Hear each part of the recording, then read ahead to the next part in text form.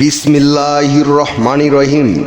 বিশ্ব আধ্যাত্মিক জ্ঞান সঞ্চার দরবার শরীফের প্রতিষ্ঠাতা আমার মুর্শিদ কেবলা গাউসুল আজম শামীম আলী চিশতির দরবার হইতে আমি শাহ আলম আপনাদের সকলকে জানাই আন্তরিক শুভেচ্ছা ও অভিনন্দন।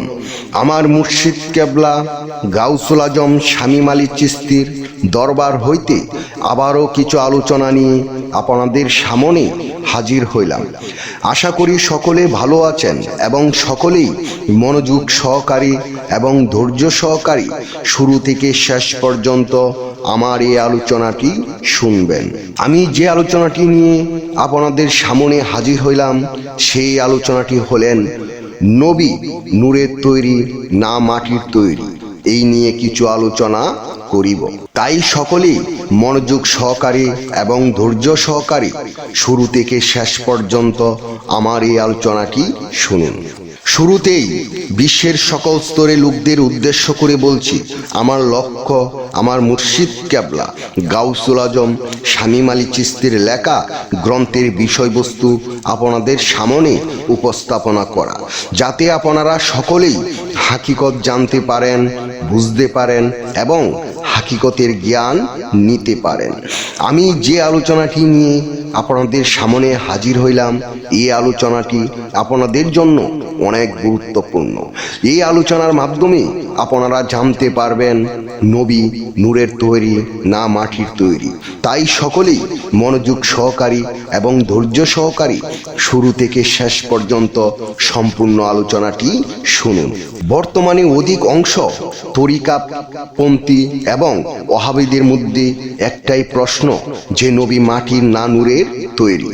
এই নিয়ে বায়াজ হয়, মারামারি হয়, এমনকি গালাগালি হয়, কিন্তু কেউ আজ পর্যন্ত সমাধান দিতে পারল না।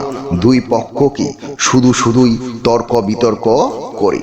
ওয়াহাবিদের যতই রেফারেন্স দেখানো হয় না কেন, তারা সবসময় নবীকে মাটির তৈরি বলে।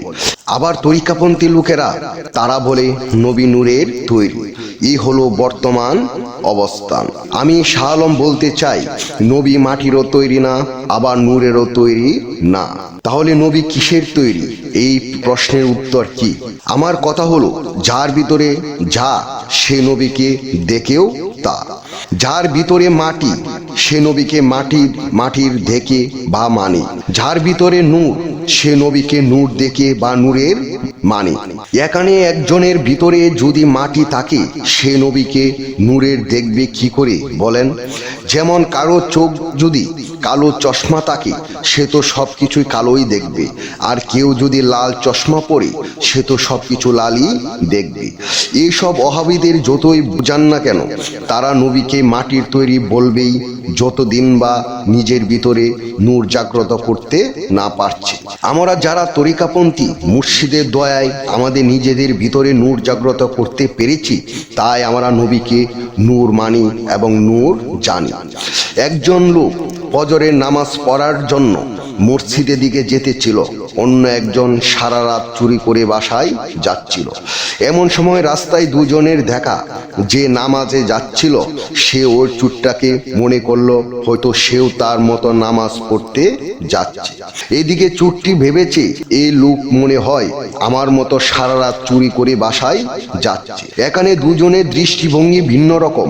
এর কারণ হলো সে চোর, সে তো সবাইকে চোর ভাবে, আবার যে নামাজি সে তো সবাইকে নামাজি ভাবে। যার ভিতরে যা সে ভাবে অন্যকে তা।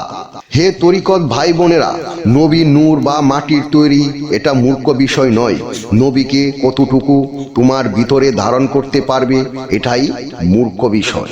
যার ভিতরে প্রকৃত মহব্বত আছে নবীর জন্য, তার ভিতরে প্রকাশ পায় নবী কিসের তৈরি সে নিজের চোখে দেখতে পারে। আমি যে আলোচনাটি আপনাদের সামনে করেছি, এই আলোচনাটি আপনাদের কাছে কতটুকু ভালো লেগেছে?